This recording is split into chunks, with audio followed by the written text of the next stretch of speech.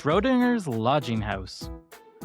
This week, councillors debated changes to the zoning bylaw to regulate lodging houses, if they can figure out what they are.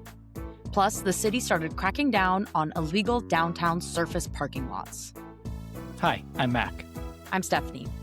And we're Speaking Municipally. Welcome back to Speaking Municipally, episode 363. We are officially into July now, Stephanie, which means we can look back on the month of June as officially the rainiest June ever in Edmonton. Yeah, after a few weeks, I just genuinely lost hope. You know, I was like, I don't think the sun is coming back ever again, but it's very beautiful out today. It almost feels like I got used to the rain and I'm like, it's hot. I don't know. I'll never be satisfied. Just can't please you. Yeah. I mean, Yeah. I was watching the World Cup games and all the ones from Vancouver. It was beautiful and sunny, and here it was rainy and gray. And it's like, this feels like it's flipped from what reality should be like normally. But yeah, we got a lot of rain. Although, in some ways, not that much rain. All right, I thought it'd be fun to just look at some of the numbers here because I think that's kind of interesting. So we had 262 millimeters of rain in June, which everyone is saying shattered the previous record from June 1914, which was 217 millimeters. So quite a bit more rain in the month of June. And you might be hearing that 262 sounds like a lot. Is that the rainiest month ever, not just June?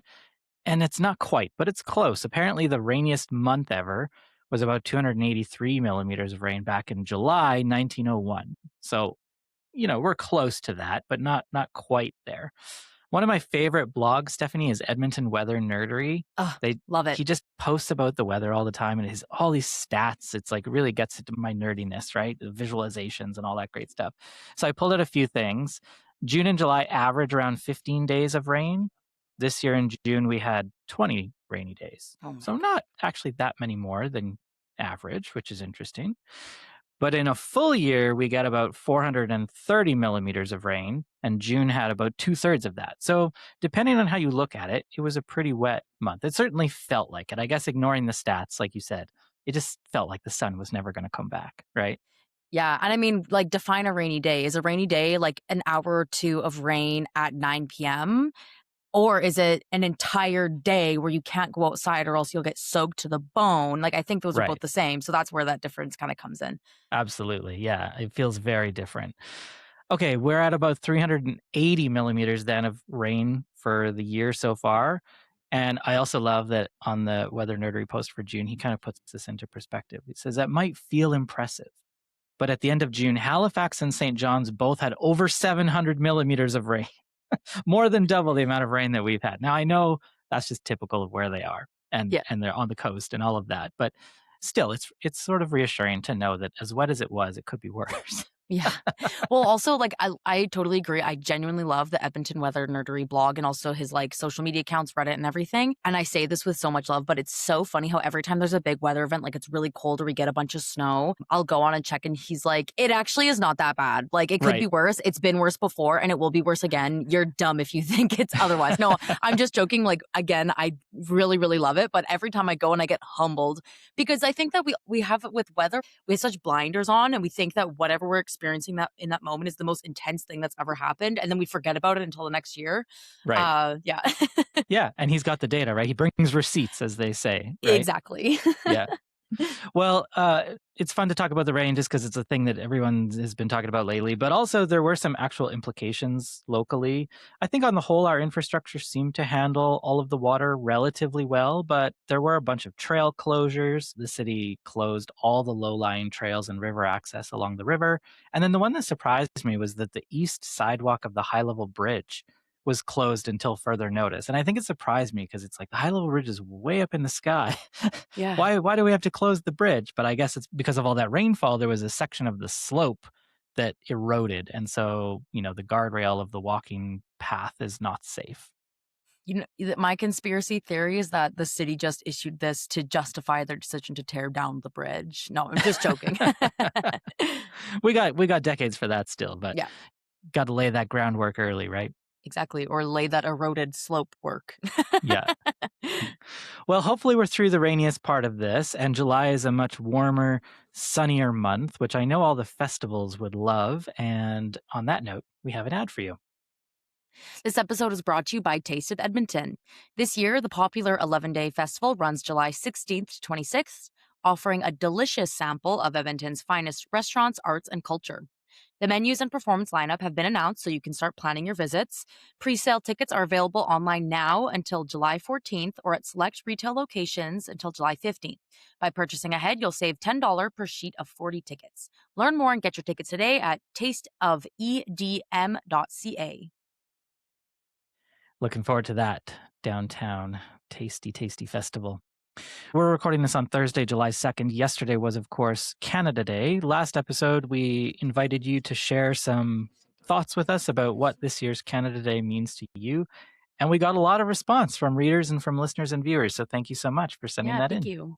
Yeah, it was great. It was great to read everything, and we got a really wide variety of responses. We actually ended up doing two different stories about this, one on Canada Day and one the day before.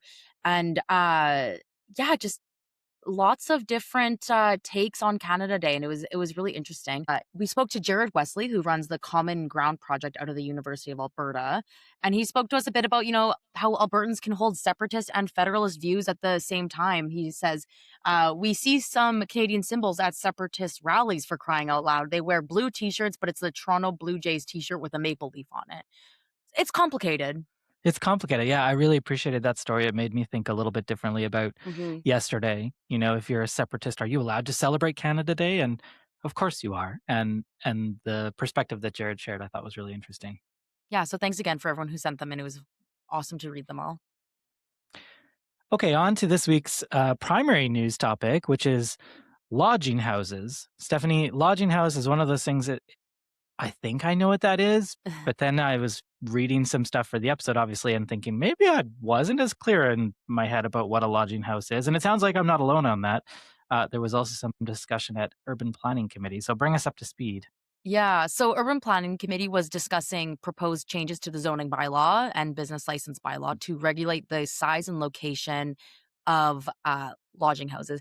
And I think that like the word lodging house has such a nasty connotation to it, because I think that what people picture is SROs or single resident occupancy things in Vancouver, where they're like really known for being terrible places Mm, to live for everyone involved. But here it's a little different. And the big issue here is that it is really difficult to define what is and isn't a lodging house. So yeah, they had changes proposed to the zoning bylaw, and this change would limit lodging houses to single detached or semi detached housing in most zones. So you wouldn't be able to take like a big apartment building or like a eightplex or a 12plex or whatever and turn that into a lodging house. They would have to be in like single detached or semi detached homes, so duplexes. And then the other change to the zoning bylaw is that it would lower the definition from 4 individually rented bedrooms to 3 individually rented bedrooms. So it just kind of lowers the threshold to when something becomes a lodging house by definition. So those are the changes to the zoning bylaw. And there was also a business license bylaw change to uh, effectively prohibit hourly rentals by establishing a minimum booking period of 12 hours for short-term rentals, because I think we touched on this a little bit on the show a few months ago, but there was like a couple of news stories about, these infills offering rentals by the hour, which, maybe would lend it to some seedy activities. We'll just say that perhaps, yeah. they could. In this report, there was a jurisdictional scan. Administration looked across 18 different municipalities for the definition of a lodging house. In some places, the boarding house is another Hmm. common term. But to me, it was fascinating that the definitions were also different. Like some said 3 or more rooms, some said 4. Some rules definitions have upper limits, no more than 6, no more than 15. Some mentioned the presence of shared facilities like bathrooms. Some mentioned, having an administration office on site, like really quite divergent definitions, which I just find that fascinating given that this seems like a common thing that everyone's trying to regulate. You'd think we would have all coalesced around a definition, but apparently not. So these changes from 4 to 3 would, I think, bring it in alignment with several other municipalities across the country. I guess the question that might help is just, are you renting by the room or by the unit, right? Mm-hmm. And that is, if the answer is by the room, then you might be in lodging house territory. But I think what's so challenging about it is that it's hard to tell, right? Like it Mm-hmm. could look the same, and it's sort of like the use or the intent of what you're doing that almost defines whether or not you're in violation of the rules. So this came Mm-hmm. up in the news about a month ago. There was a bunch of residents, I think it was in Belgravia, who were at the SDAB, the Subdivision Appeal Board, talking about this. And the chair of the board actually criticized the zoning bylaw for being too vague. And so I guess these changes that Council and Urban Planning Committee talked about this week would address that. Although, interesting to note that Council actually asked for a report about this a year ago in June 2025, maybe anticipating or reacting to earlier feedback about the zoning bylaw on whether or not it was clear enough about lodging houses. So I think that's kind of where we're at now. What else did you hear at committee this week about the topic then, Stephanie? So, what's so difficult with defining a lodging house is that, yeah, it can look at the development permit stage much like a regular apartment building with a bunch of 3-bedroom units that could be rented to, families with a couple kids, and maybe they want each of the kids to have their own ensuite bathroom. Bougie. I did not have that growing up. Right. Or it could be a bunch of college students, or it could be fly in, fly out oil industry workers or medical residents. Like you can't tell from the development permit stage whether or not it's going to be a lodging house. However, that's like the city's only tool, they argue. So if they're going to go in and enforce, the rules around lodging houses, it has to be complaint driven. So then they'd go in and investigate the property, and some indications that it's a lodging house is, again, the separate bathrooms adjoined to each of the bedrooms, individually locked doors to each unit, Right. which I guess many bedroom doors have locks anyways. And then another one is going back to the lease renting out the individual bedrooms and not the whole unit. However, property owners can come into compliance simply by removing the locks or modifying the lease. And that's what makes it so difficult. Yeah, and that's why these residents, a month ago when they were at SDAB and talking to the media about this, were basically saying that they have to become police almost, because you can be in compliance up until the point where you start Yeah. operating, then you can change what you're doing, and how are you going to know? There's no regular monitoring or enforcement of that, right? Yeah. So I mentioned the changes to the zoning bylaw and the changes to the business license bylaw. Councillor Ann Stevenson tried to change the motion to remove the zoning bylaw changes from the recommendation because she doesn't feel as though the change will actually result in what administration, council, and community members want to see. Business licensing is really where we can get into how properties operate. And so for me, it's really appropriate to look at how a property is operating in terms of how frequently people are turning over. So I really do like the suggestion to have a limit on lodging houses in denser forms of development. Potentially. Still something to think about. Again, where I really struggle is the zoning bylaw is just not a tool for regulating people. It shouldn't be used in that way. I don't think it's effective. And I think it has a real risk of decreasing affordable housing options for students without meaningfully addressing community concerns. Yeah. So again, at the end of the day, a zoning bylaw is meant to regulate like built form and that sort of thing. You can't really regulate the people that use the property. So if these lodging houses or lodging house adjacent buildings are providing a really good affordable, short-term, flexible option for students, and that's a good thing, it's also going to be providing the same thing for, like I said, medical residents, fly in, fly out industry workers, people who need this short term affordable thing. And if you're trying to target like maybe more seedy stuff that doesn't fall into those categories, you might also target the student housing and the other demographics that we're trying to provide housing for. Yeah, so regulate the spaces rather than the people, Mhm. because people are going to do what people do. Yeah. And sometimes they're going to do illegal stuff.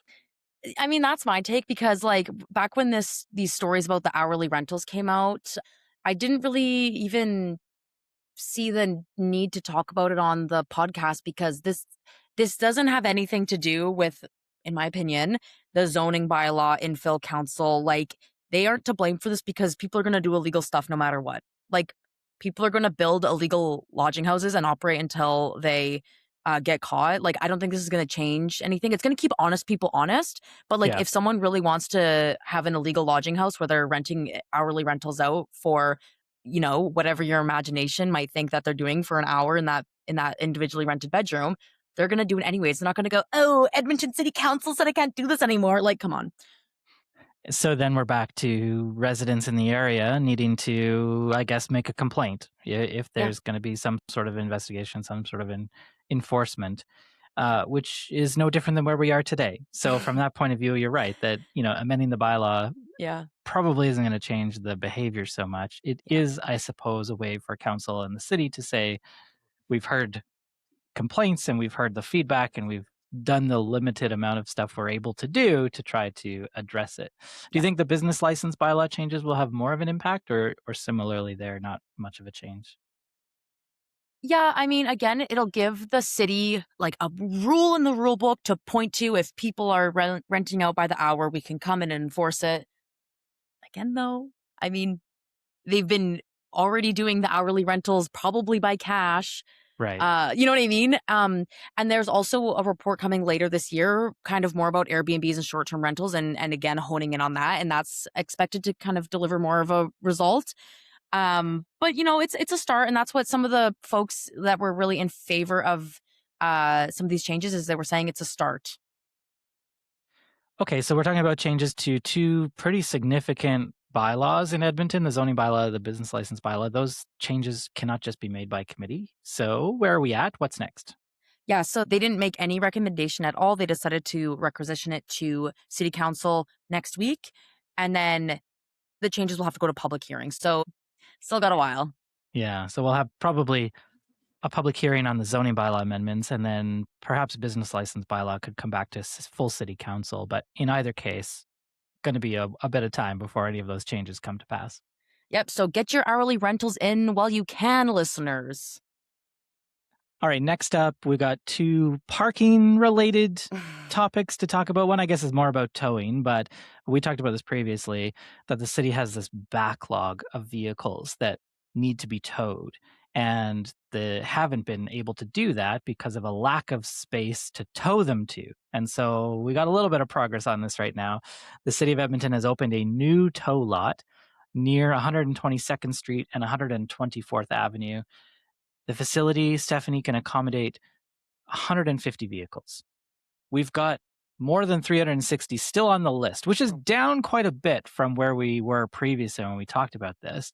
So they've been giving tickets and things like that. And some people have gotten, their abandoned vehicles moved or whatever. But, as Councillor Aaron Rutherford said this week, like, this is a pretty leaky Band-Aid here. Yeah, and this is how many cars are on the list when the city is barely funding enforcement. So imagine Right. how many more there would be. And I guess, we don't have snow on the streets anymore, hopefully. So, but I imagine once winter comes around and if they're going to be increasing enforcement, it'll be the lineup will continue to grow. This story just makes me so angry, I have to be honest, because we talk so much in this city about accommodating cars. And now we've got 700 of them out at the end of May, now almost 400 of them that are just abandoned, that are taking up space that we now have to open facilities for and tow. It's just so aggravating that at the end of the day, when we put so much effort into allowing cars to go everywhere in this city, that we've got problems like this to deal with. Am I alone? This just seems so frustrating. No, it's really funny. It's funny how much work city administration and city council has to do just for the management of cars. Like, that really is one of the biggest jobs of city council, is to just manage cars. Yeah. Car manager. Cars parking, cars driving, all that kind of stuff. Okay, well, on the topic of parking, we also know that now we're into July, which means the city is starting enforcement against unpermitted downtown surface parking lots. Yeah, so this story holds a pretty fond place in my heart, if you can indulge me for a sec, because years ago, when I was still at 630 Ched, one of my first like stories that I set the agenda with that everyone else kind of followed was this story about this, because I was reading that deep in the depths of a city council report, I found the statistic that only 10% of these lots, first of all, there was 275 parking lots in downtown Edmonton, which is a huge number. And secondly, that only 10% of them were operating legally. So I was like, that's so interesting. Wrote the story, then everyone else like kind of followed. Anyway, sorry, just to indulge me for a bit. It has this, and I love parking. It's one of my favorite things to talk about. But anyways, as we know, then around that time, the city kind of introduced a program to get these lots that were non-compliant a couple of years to come into compliance. And then the ultimate goal is to get them sold and developed into something that's not surface parking because, well, you know, the argument against surface parking is that they're like these nasty wastelands that don't contribute to downtown vibrancy. And then the argument for is it's important to have places to park for people to come downtown. Not that, there aren't enough places for people to park, given street parking, parkades, above ground parkades, below ground parkades. There's lots of places to park your cars. I'm trying to show all sides to the issue. I mean, in a statement, again, Councillor Ann Stevenson, who's the downtown Ward O'Damon councillor, she said it very clearly: providing parking downtown is important, but so is the safety and attractiveness of the area. Elements like lighting, drainage, perimeter landscaping, and pathways will make these parking lots more welcoming. So lot owners who receive their development permit by the deadline of June 30th will have until the end of 2027 to upgrade their lots. So, that's improving landscaping and drainage, adding pathways, lighting, and making surface improvements. So you can't have like big potholes and puddles on these. And then the temporary development permits that are granted by the deadline will be in effect for 7 years for gravel lots and for 10 years for paved lots. And these owners will also be required to obtain a business license. So this is an improvement. This means that we will hopefully have fewer ugly, problematic lots. I feel like this could go a lot further. We could just not allow gravel lots. We could require them to all be paved. I think it'll be quite interesting to see exactly what passes as compliance when parking lot owners start making changes to things like lighting and drainage and landscaping. I think there's probably going to be quite a bit of variation there. But attention on this and some change is welcome. I also, as a longtime downtown resident and worker, have lamented these lots that are just an eyesore. I've always been of the opinion that if we're going to have the lots, we should at least require them to look good and to feel safer than a lot of them do. I think as I get older, I get more curmudgeonly, Stephanie, and I'd like to go further and just say we shouldn't have them, or like I said, require them all to be paved, or some other criteria. But of course, we do want to get to the point where they're not parking lots at all. There's a better use for those lots. It doesn't all have to be tall towers. As we saw with O'Damon Park, much better use of all of those old gravel parking lots than parking for cars. So there can be other positive futures for these lots aside from really tall towers. Right. Well, we also we being the reporters, talked to Councillor Stephen about this, and she said that parking lot owners were given a very fair deal, and the risk of enforcement, or now currently the enforcement, is already working. I've certainly noticed a number of surface parking lots being put up for sale. This is a phenomenal outcome.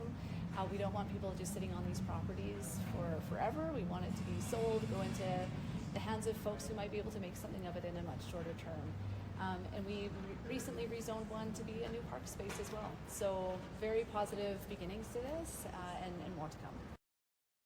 Now, according to a memo written to councillors this week, there were 113 lots identified that were kind of under this program, could be brought to compliance. In the year-and-a-half application period, 66 applications were made, so a little over half.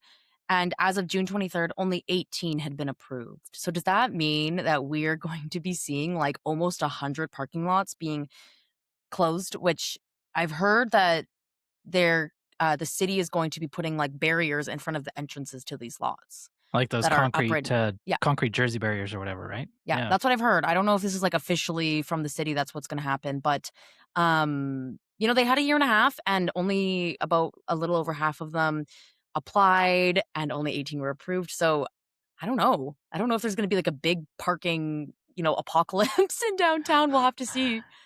Well, I hope they do something, right? Because you have to follow through if you want to be taken seriously, right? If we want this Yeah. program to actually have the intended outcomes of improving the experience, not just for, people who live and work downtown, but also for those people who park themselves in those parking lots, then we got to follow through and we have to do some enforcement. And I hope that we do put up barriers and issue fines and all of the other things that these new rules allow us to do in order for that to actually happen. Because if we don't, then I guess it's kind of status quo. Those 275 lots, most of which were operating illegally without consequence, will just continue operating illegally without consequence. And then it's like, what is the point of all of this energy if we can't Yeah.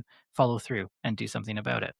Yeah, I saw Councillor Salvador post something online that I thought really summed it up. It's like, it's unimaginable that any other type of business, if 10% of them only were operating with a business license, there's no way that would fly. Like, if 90% of downtown restaurants were operating without a business license, Right. there would be an investigation. But because Yeah. they're a place to store the cars, it's fine. Well, It's it's not fine anymore. We're It coming better for not you. be. It better not be. Yeah. Well, we'll have to pay attention, Stephanie, and Yeah. see what happens. See if there's barricades. See if something else Mhm. happens. Yeah, and like if listeners, if you're going around downtown, if you are about to drive into your favorite parking lot and then you realize that there's something in the way, let us know if the city starts to actually enforce these things. I'm very curious. Very curious indeed. All right, before we go for this week, we've got a couple other quick things we'd like to touch on. One of those is not for a little while. It's in August, but it's our favorite festival of the summer, probably, maybe. Can I say that? The Fringe Festival is coming back, and they've unveiled the theme for the 2026 edition. There's always a theme, or almost always a theme for these things. Oh, And is it too obvious to say it's a bit forgettable? oh, No? deep. Too harsh? So the theme is Fringe Unforgettable, which is supposed to celebrate enduring moments and stories from its long history. I think this is the 45th year for Fringe this year. It feels like 50 is the year that you celebrate all of the moments. 45 seems kind of random to me, Stephanie, and Unforgettable doesn't feel very strong as a theme. That's my hot take. What do you think? I don't know. I think it's fine. I don't think that I've ever witnessed a Fringe theme that I go, "Whoa, this is the best thing ever." It's just kind of a fun thing for the poster. And you know what's interesting though? Speaking of 45th anniversaries, two other iconic Edmonton institutions are celebrating their 45th year. The Green Onion Cake, allegedly, and Edmonton's Food Bank. They should do a collaboration, a match made in heaven. Anyways, Absolutely. but yeah, so I'm obviously really excited for the Fringe. I'm a theater kid. Y'all know what it's all about. Scheduled for August 13th to 23rd, the festival will feature 209 shows across 37 venues. Yeah, and I went to the launch earlier this week and spoke to Executive Director Megan Dart and said, she said, even though that we've grown the monthly donor base from 34 donors to 840 since launching the Sustained Fringe campaign 2 years ago, this festival is still facing the crunch of increasing costs. And I don't know if any of the listeners tuned into the Taproot Exchange a few weeks ago about arts funding through the Edmonton Arts Council, but basically Renee Williams of the Edmonton Arts Council said the same thing, like funding has been stagnant for a long time, and they're both urging folks, if you like art, reach out to your counselor and say, we want more arts funding, because apparently the Fringe's municipal funding has been stagnant for 10 years. Which, is a long time considering how much costs have gone up in that decade. Yeah, and also not having the COVID years for revenue, right? Yeah. That's right. Yeah, we talk a lot about infrastructure in the context of the 4-year budget, but of course we fund a lot of things in this city, arts and culture being one of them. And what's the point of all the infrastructure if we can't enjoy the best that Edmonton has to offer? And Fringe is one of those things. Yeah. So that's one clear, obvious intersection with City Hall and City Council, but there's another one, right? Yes, so the festival also announced that the free shuttle between the main grounds and the French Quarter will be back in 2026. So they had to take it away last year because of financial issues again. But it's back this year through a partnership with the city and the transit service. I feel like this is turning out to be the year of the shuttle almost. We've got the Riverhawk shuttle, we've got this shuttle, we've got the Edmonton Explorer bus. It's not really True. a shuttle, but it just feels like things come in threes, don't they? Oh, I never thought about that. Yes, I hope that we see even more somehow. Yeah, for sure. And then one other cool thing is that they've partnered with the Strathcona Community League to set up an installation of megawaps, or TPs as they're more commonly known, just south of the Community League Hall. That's going to be connected to the festival through the Buffalo Path. And they were saying this is kind of a place to, slow down, gather, connect with people. And yeah, I don't know. It's just cool to see that even after a year or a couple of years of tough financial times, is that they're still able to kind of expand and do these expanded programming. And yeah, just very excited to go get a green onion cake and walk around and have fun at the Fringe. I also am looking forward to Fringe. Okay, so my comments about the theme notwithstanding, I love the Fringe Festival. I think it's so great. Yep. Festival guides and tickets will be available starting July 29th and August 5th, respectively. So you've got a little bit of time to get ready for that, but it's gonna come before you know it. Summer goes by quick. You gotta get out and enjoy it. Yeah, hopefully there's no construction on 83rd Ave bike lane, or else I will be speaking angrily on the podcast Speaking Municipally. All right, one last thing, Stephanie, before we go. We are heading into summer, which means council will be on break. They start their summer break July 9th. I am also going on vacation for a little bit here. Taproot usually takes a summer publishing break. So we're going to have some changes to the schedule, but we do have episodes on Speaking Municipally for you over the next couple of weeks, which I think are pretty exciting. So we're doing a 2-part series on kind of the lead up to budget and the state of Edmonton's finances. So the next episode, 364, we have Councillor Aaron Paquette. We do a bit of a deep dive, given his perspective as someone who's been on council for quite a long time. And then the following week, episode 365, we have Councillor Reed Clark, one of our new councillors, to give his less experienced take, fresh eyes, fresh perspective on the city's finances. So stay tuned for both of those over the next couple of weeks. Because we're doing those episodes, something we talked about last week, which was the Indigenous engagement discussion that took place down in Rossdale, probably not going to get to, right, Stephanie? They're talking about that as we record. Yeah, exactly. They're talking about broadly Indigenous engagement for all projects in the River Valley. As expected, lots of people there to share their voice because that's kind of exactly what it's about. So probably we're not going to get to it this week, but I want to have like a more in-depth, really good episode about it once we get back, where we can really take the time that this topic deserves. So we will be covering it. Just stay tuned. And in the meantime, of course, you can find the latest in The Pulse and Taproot's regular newsletters. We will still be paying attention to what's happening at City Hall and other municipal topics over the next few weeks. So if you're not already subscribed, make sure you get that to your inbox. All right, Stephanie, we are in that beautiful in-between time. We, of course, were thrilled, or at least I was, that Team Canada beat South Africa on June 28th in the first game of the knockout round. Incredible. That means we're still going. Historic. That means we're still going. That's what I mean by this beautiful in-between time, because they keep saying our coach, Jesse Marsh, wanted a giant, and we got one. Morocco, ranked 6th in the world. Just going to be quite a challenging game. Also, it's in Texas. It's going to be super hot. That is July 4th, American Independence Day. So we've got a couple of days still to enjoy this time period where it feels possible for Canada to do the unthinkable, and maybe they will. I always say this about soccer because I'm not a super big soccer fan, obviously know way more about hockey, but like in a lot of games, it just comes down to one goal. Oftentimes it's 1-0. So like we just need to score one goal. That's it. Goals, there's not that many goals. You only need one. And sometimes they come off a really random play. The game. Exactly. You never know. Yeah. You never know. So let's go Canada. All right. Until next week, I'm Mac. I'm Stephanie. And we're Speaking Municipally.